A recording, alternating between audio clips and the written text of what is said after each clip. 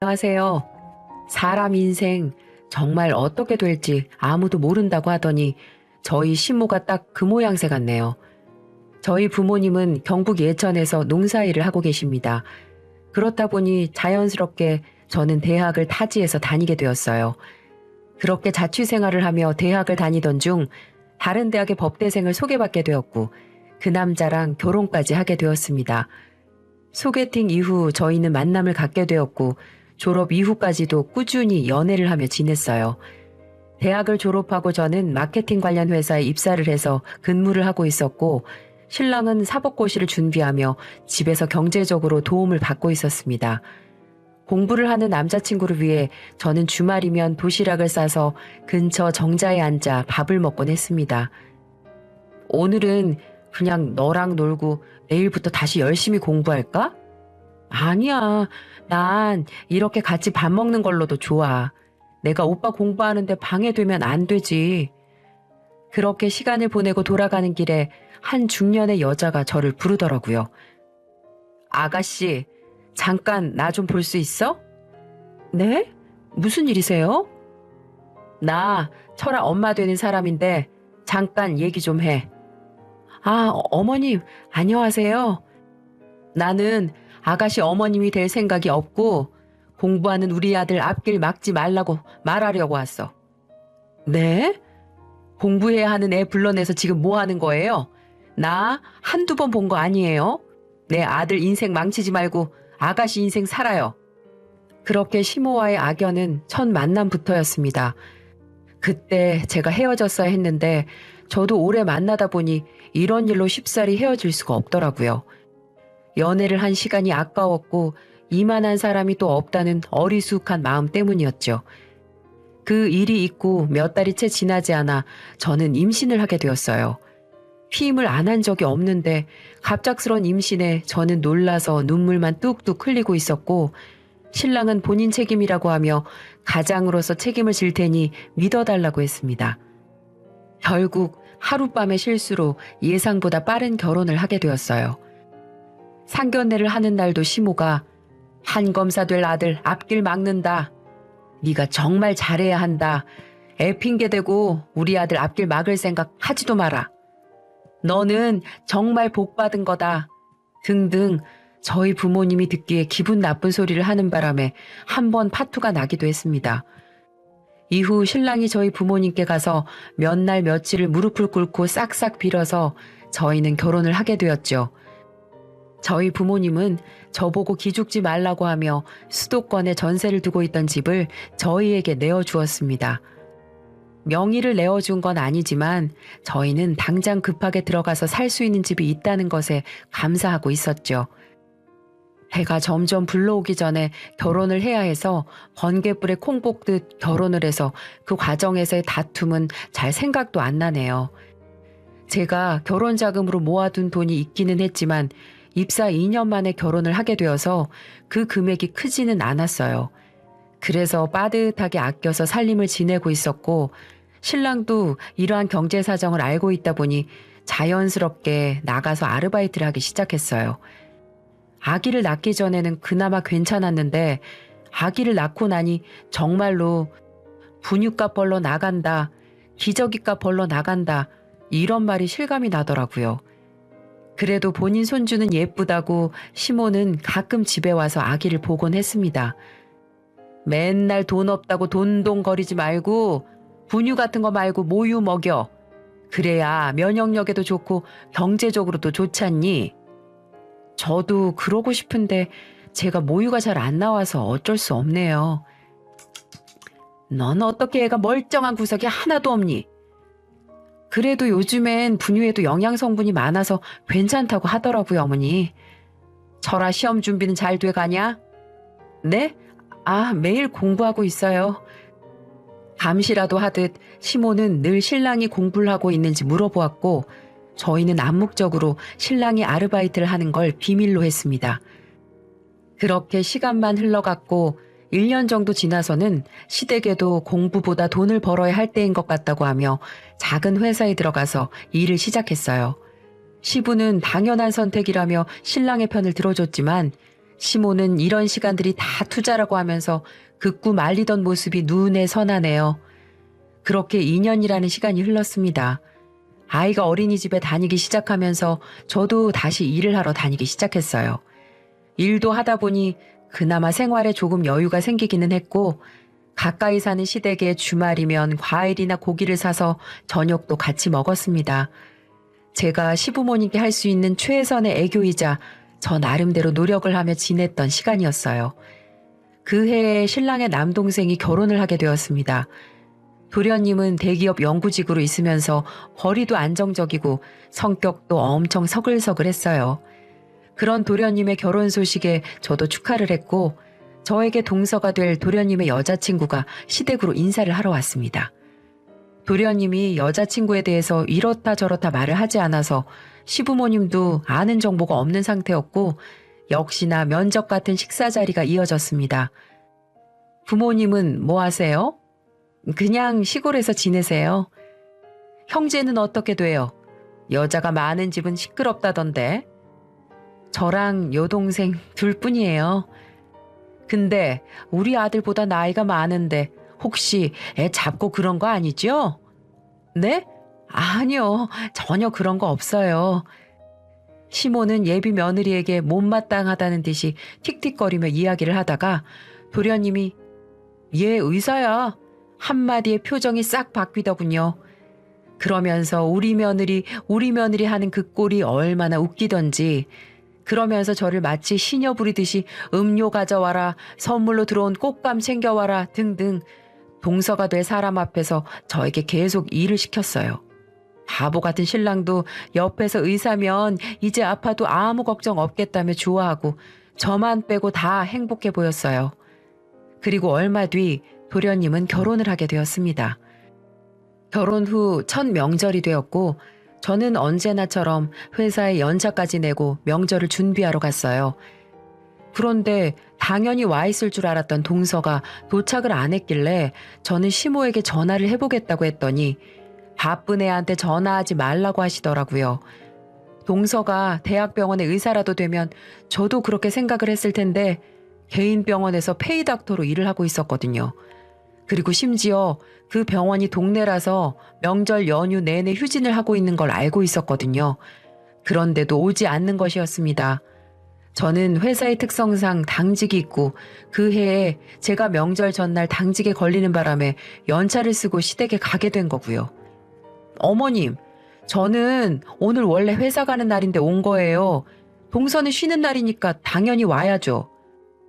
너 같은 애랑 걔가 갔니? 그리고 첫 명절부터 애 잡겠다는 거야? 뭐야? 너는 맏며느리 아니니? 나중에 이 살림 다 네가 해야 하는데.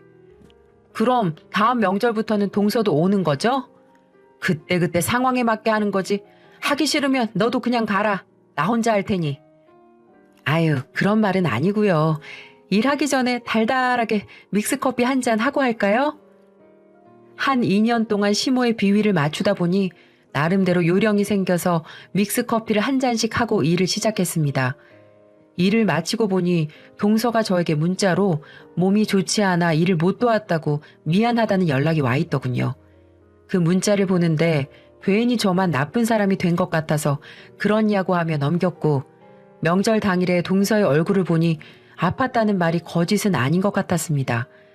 명절까지 잘 마치고 나서 저는 친정집으로 갔고 오랜만에 가족들과 즐거운 시간을 보냈죠. 명절이 지나고 며칠이 지난 후 동서는 연락이 와서 그날 일을 돕지 못해 미안하다며 밥이라도 한 끼 사겠다고 했고 저희는 그렇게 함께 밥을 먹게 되었습니다. 형님, 혼자 일하느라 고생 많으셨죠? 제가 요즘 몸이 통 안 좋아서요. 다음번엔 꼭 같이 해요. 아유, 아프면 어쩔 수 없는 거지. 첫 명절 보내보니 어때요? 어머님, 아버님도 다 너무 잘해주셔서 어려울 것도 없었어요. 저는 형님만 잘 따라 하려고요. 의사 동서는 나이도 저보다 많으면서 저에게 얼마나 살갑게 굴던지 참 미워할 수 없더라고요. 처음 집에 인사를 오고 난 후에도 시댁에서 동서가 나이가 많으니 그냥 언니 동생 하며 지내라고 했지만 동서가 그러면 안 된다고 꼬박꼬박 저에게 존대를 하거든요. 그 이후 저는 동서와 종종 만나 저녁을 먹기도 하고 시간을 보냈습니다. 타 지역에서 결혼하고 아이를 낳아 경력 단절되고 새로운 직장도 들어간 지 오래지 않다 보니 친구라고 할 만한 사람이 없었는데 그런 저에게 동서는 큰 의미였어요. 그렇게 몇 달이라는 시간이 흘렀고 늦게 퇴근하는 저와 저녁을 먹기로 약속한 동서는 저를 데리러 왔습니다. 빵빵! 회사 앞에 검은색 번쩍번쩍한 벤츠차가 보였고 창문을 내리며 동서가 저를 향해 인사를 하더라고요. 이야, 역시 의사는 다르네. 동서, 차 샀어요? 결혼할 때 어머님이 사주신 건데 물량이 밀려서 이제야 받았어요. 어머님이? 네, 형님 결혼할 땐 집 해주셨다고 차밖에 못 해줘서 미안하다고 그러시던데요. 덕분에 저도 예물 예단하느라 혼났네요. 그게 무슨 말이야? 나 결혼할 때 아무것도 안 해주셨는데? 어머, 제가 말실수를 했나 봐요. 죄송해요. 저는 아닐 거라 생각하며 주말에 시댁에 찾아갔습니다. 마침 교회를 다니는 시아버지는 집에 없고 시어머니 혼자 집에 계시더라고요. 시어머니는 저를 보자마자 화색을 하면서 들어오라고 했어요. 너 마침 잘 왔다. 안 그래도 어제 저녁부터 허리가 안 좋아서 설거지를 통 못했는데 온 김에 설거지 좀 해줘. 어머님, 저 할 말이 있어서 온 거예요. 무슨 말을 하려고 시어머니 앞에서 인상을 써? 어머님, 동서한테만 차 사주셨어요? 네가 그걸 어떻게 알았냐? 그래, 내가 사줬다. 저 결혼할 때는 한 푼도 안 주시더니 어떻게 사람을 이렇게 차별하세요? 아니, 의사 선생님이 버스 타고 출퇴근하는 게 말이 된다고 생각하니? 앞으로 우리 아들 잘 부탁한다고 투자한 거야. 그럼 저는요? 1시간 반씩 꼬박 버스 타고 다니는 저는 왜 안 사주세요? 내가 차 사주면 뭐하니? 그 유지비는 어떻게 감당하려고? 너처럼 천한 것들은 버스도 감지덕지야. 그 말을 듣고 너무 화가 난 저는 아무 말도 하지 않은 채 집으로 돌아갔고 마침 집에 있는 신랑을 보고 울음을 터뜨렸습니다. 저도 그 당시 제가 왜 그랬는지 모르겠지만 시모와 신랑의 사이가 멀어지면 지금보다 나을 거란 생각을 했던 것 같아요. 동서만 차를 사준 걸로 서운하다 이야기를 했더니 시모가 머리채를 잡고 흔들었고 시모가 너무 무서워서 더는 시댁에 못 가겠다. 저는 그렇게 말을 해버렸어요. 신랑은 시모에게 본인이 연락해 보겠다고 했고 아니나 다를까 시모는 수화기 너머로 10원짜리 욕을 하고 있었습니다. 결국 그 일로 몇 달을 시댁에 발걸음조차 하지 않았고 신랑도 못 가게 했어요. 그랬더니 몇 달 만에 시모가 전화가 와서는 애미 네 차도 사뒀으니 이번 주에 집으로 와. 한마디를 하고 끊으셨어요. 사실 벤츠 같은 걸 기대한 건 아니지만 그래도 국산차 정도는 사주셨겠거니 생각을 했는데 아니 웬 장애인용 LPG 중고차를 사뒀더라고요. 그러면서 하는 말이 저희 집 형편에는 연비가 좋은 차를 타야 하는데 집에 장애인이 없으니 중고로 차를 샀다고 하는데 이게 이해가 되세요? 제 눈에는 그냥 차 사주기 싫어서 어디서 굴러다니는 중고차를 사온 것 같았는데 그걸 또 저더러 가지라고 싫으면 말라고 하더라고요. 중고차 딜러는 이 차가 좋은 거라며 제 옆에서 떠드는데 제 눈에는 비릿한 웃음을 짓고 있는 시모의 얼굴만 보였어요. 어머님, 저 차 필요 없어요. 제가 버스 타고 다니는 거 보시고 친정어머니께서 차 사주셨거든요. 출고되려면 좀 걸리긴 하겠지만. 어머, 그러니? 내가 사주고 싶었는데 안 그래도 되겠네. 네가 안 받겠다고 한 거니까 앞으로 서운해하지 말거라. 서운한 건 제 마음인 건데 그걸 어떻게 하라 마라 하세요? 차라리 그 돈으로 가방이나 하나 사주시던가요. 기어이 뭘 받아내겠다는 거니? 그럼요. 저도 엄연히 이 집 며느리인데 대우는 해주셔야죠. 이복녀 며느리가 제대로 된 가방 하나 없이 다니면 사람들이 흉봐요, 어머니. 시모는 부들부들거리면서 그깟 가방 비싸봤자 이 차보다 비싸겠냐고 하면서 결국 백화점으로 가서 저에게 700만 원짜리 샤넬백을 사주셨습니다. 중고차가 600만 원이었는데 가방이 700만 원이니 차보다 비싼 가방을 산 거죠. 아, 그리고 차 가격만 봐도 아시겠죠? 연식이 얼마나 오래된 차를 가져온 건지. 시모는 거의 개거품을 물 기세였고 옆에 따라온 신랑도 저를 보며 너무하는 것 아니냐고 했지만 동서보다 못한 취급받는 게 그럼 당연한 거야? 하고 말을 하니 입이 쏙 들어가더라고요. 그리고 얼마 뒤 저는 친정 부모님이 사주신 그랜저 차량을 타고 시댁에 가게 되었습니다. 시모는 제 차를 보더니 아반떼를 타고 다니는 신랑의 차보다 크고 좋으니까 둘이 차를 바꿔 타라고 하기 시작하더라고요. 차를 자랑하러 갔다가 되려 차를 뺏길 위기였어요. 너 만나느라 얘 사법고시도 떨어지고 돈 버느라 일하는데 딱하지도 않니? 그리고 원래 큰 차는 남자가 타는 거야. 장거리 운전할 땐 신랑이 해요. 그런 거 말고 출퇴근할 때도 다른 사람들이 보는 시선이 있잖니. 얘가 이렇게 살고 있을 얘가 아닌데 네가 몸을 함부로 굴려서 지금 이렇게 된 거 아니냐. 그러니까 보답하는 마음으로 차도 바꾸고 사돈한테 집 명의도 이제 그만 달라고 해라. 제가 몸을 함부로 굴려요? 저는 그 자리에서 바로 신랑의 뺨을 있는 힘껏 때렸습니다. 너무 화가 나서 눈에 있는 실핏줄이 다 터질 것 같았거든요. 신랑은 아무 말도 못하고 시모는 그 모습을 보자마자 제 뺨을 때리고 머리채를 휘어잡고 흔들기 시작했고 신랑은 그런 시모를 향해 무릎을 꿇고 하지 말라며 말렸어요. 시모는 허탈하다는 듯이 땅바닥에 주저앉았고 신랑이 그제야 시모에게 그동안의 비밀을 이야기했습니다. 고등학교 내신 점수에 맞게 아무 4년제 법대에 원서를 넣었고 운이 좋게 합격을 한 신랑은 대학교에서 수업을 따라가기 힘들었다고 합니다. 그러면서도 법대라는 타이틀 때문에 시부모는 판사가 될 거다, 검사가 될 거다 그런 말이 많았고 신랑은 어쩔 수 없이 계속 공부를 하는 척 했대요. 대학을 졸업하고 난 이후에도 시모는 경제적 지원을 아끼지 않았고 그 모든 걸 회피하고 싶었던 신랑은 결국 계획적으로 저를 임신시켰어요. 아기 출산 이후 저는 신랑에게 계속 공부할 것을 권했고 신랑은 그제야 모든 걸 털어놨어요.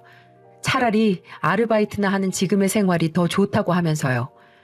시댁에는 신랑이 공부를 하고 있다고는 했지만 사실은 결혼 이후 신랑이 공부를 한 적은 없었고 저는 이 사실을 시댁에 이야기를 하라고 했어요. 제가 신랑의 앞길을 막은 게 아니고 오히려 제가 피해자니까요. 정말 아이만 없었으면 당장이라도 이혼을 하려고 했습니다. 근데 이 이야기를 신랑이 시댁에 말을 했다고 저에게 거짓말을 했더군요. 결국 저만 신랑 앞길 막은 여자가 되어 있었네요. 잠시 머뭇거리던 시모는 다시 저를 향해 거짓말하지 말라고 하며 소리를 쳤습니다.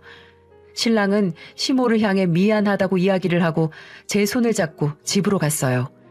당연한 이야기지만 집에 가서 신랑이랑 정말 대판 싸웠네요. 신랑은 그 자리에서 왜 옛날 이야기를 꺼내느냐며 화를 냈고 저는 와이프가 몸 함부로 굴린다는 소리를 듣고 가만히 있는 당신이 이상한 거라며 되려 큰 소리를 쳤죠. 신랑은 저를 보고 시댁이랑 잘해볼 생각이 아예 없는 사람 같다고 말하며 집을 나가버렸습니다. 답답한 저는 동서를 만나 하소연을 했고 그래도 같은 여자라고 동서는 제 편을 들어주더라고요. 형님, 근데 웃긴 게 뭔 줄 아세요? 어머님이 사주신 그 차요. 할부금을 글쎄 신랑이 내고 있었어요. 그게 무슨 말이야, 동서? 어머님이 다달이 신랑한테 할부금 보낸다고 했는데 몇 달 보내고 그 이후로 돈을 안 보낸대요. 아우, 진짜. 그렇게 몇 달 내놓고 결혼할 때 저한테 그렇게 많이 뜯어가신 건가? 좀 배신감 들기도 해요. 미안해, 동서. 와, 어머님 참 한결같으시네. 다행히 경제적으로 여유가 있는 동서네는 차 할부금을 내고 있다고 했습니다. 시모가 처음 동서가 들어올 때 경제적으로 시댁에 지원을 많이 해줄 거라 생각했는데 저희랑 용돈도 같은 금액을 드리고 뭔가 할 때마다 똑부러지게 일을 처리해버리니까 마음에 안 들었는지 할부금을 아예 안 내기 시작했다고 하더라고요. 특히 도련님은 성격이 신랑처럼 우유부단하지 못해서 그런 부분이 칼이고 동서를 잘 싸고 도니까 뭐라고 할 틈도 없었을 거예요. 결국 어리숙한 신랑이랑 결혼한 저한테만 계속 괴롭히고 있었던 거죠. 신랑은 그렇게 집을 나갔고 4일 만에 집으로 돌아왔습니다. 아이도 아빠를 찾고 저도 걱정이 되어서 끈질기게 연락을 했어요. 시모에게 가서 사과를 하라는 조건으로 신랑은 집으로 돌아왔고 저는 어쩔 수 없이 시모를 찾아가 사과를 했습니다. 그래도 부모가 보는 앞에서 자식을 때린 건 제가 생각해도 너무 우발적이었거든요. 시모도 큰일을 겪어서 그런지 저에게 그동안 미안했다며 사과를 했고, 저는 저희 사이의 모든 일이 이대로 끝이 날 거라고 생각을 했어요. 딱 여기까지만요. 한 2년 정도는 무탈하게 잘 지냈던 것 같아요. 적당히 선을 지키면서 그럭저럭 말이죠. 그런데 최근 다시 시모가 저에게 시비를 걸기 시작했고, 시모뿐만 아니라 신랑까지도 저를 무시하며 다른 사람처럼 행동을 하더군요. 그 이유도 몰라서 저는 어리둥절할 뿐이었죠. 제가 생각하는 이유라곤 설날을 앞두고 제가 빙판길에 미끄러져서 손목 인대가 늘어나서 반기부스를 하고 있었습니다. 당연히 명절 준비를 할 수 없는 상황이라 시댁에 전화를 했고, 시모는 제가 아프니까 제사 준비도 못할 테니 그냥 기성식품을 사서 차례를 지내야겠다고 했어요. 동서가 일을 돕겠다고 했지만 시모는 다 같이 하는 게 아니면 의미가 없다고 하면서 계속 업체 주문을 하겠다고 했고, 정말로 차례 음식을 사서 지냈어요. 이후부터 무슨 일만 생기면 제사를 안 지내서 그렇다느니 저를 트집 잡기 시작하더라고요. 여보, 요즘 어머님 제사 이야기 너무 많이 꺼내는 것 같지 않아? 당신이 몸 관리도 못하고 칠칠지 못하게 다니니까 그런 거지. 나 주말에 워크숍 다녀오니까 그런 줄 알아. 회사에 사람도 몇 명 없는데 무슨 워크숍을 한 달에 한 번씩 가? 또 의심한다. 당신은 왜 그렇게 나를 못 믿어서 안달이야? 나도 힘들게 돈 벌어. 알겠어. 조심히 다녀와. 신랑은 거의 매달 워크숍을 갖고 이건 직장 생활을 해본 사람이라면 당연히 이상한 부분이었습니다.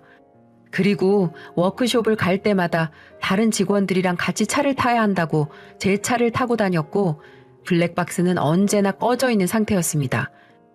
블랙박스를 끄고 다닌 걸 안 것도 가벼운 접촉사고가 있었을 때가 있었는데, 그 자리에서 합의를 하고 보냈다고 하길래 제가 영상을 보려고 블랙박스를 만져봤을 때 알았어요. 너무 이상하고 수상한 두 사람의 행동에 워크숍을 간다는 그날 차에 작은 녹음기를 하나 넣어두었어요. 워크숍에 다녀온 뒤 신랑은 피곤하다고 하며 바로 잠에 들었고, 저는 밖으로 나가 그 녹음기를 재생해 보았습니다. 혹시나 했는데 역시나 신랑은 바람을 피우고 있었어요. 그리고 그보다 더 놀란 건 그 대화 내용 중에 시모에 대한 이야기가 있었기 때문이죠. 어머니 전에 보니까 더덕 좋아하시던데 이번에도 더덕 정식 먹으러 갈까? 좋지. 우리 빨리 결혼하면 좋겠다. 저와 이혼하고 재혼을 계획하는 신랑을 보니 피가 거꾸로 솟는다는 게 어떤 기분인지 잘 알겠더라고요. 그러면서 하는 말이 동서가 병원에서 일을 하니까 폭행 진단서 떼고 저를 가정폭력 사유로 해서 소송을 할 거라고 하더라고요. 위자료를 받아내려고요. 제가 그 인간이랑 살면서 제대로 된 산후조리도 못하고 애 보고 일하고 얼마나 아끼고 바쁘게 살아왔는데 저도 이렇게 당하고 있을 수는 없어서 제 나름대로 증거를 찾으러 다녔습니다.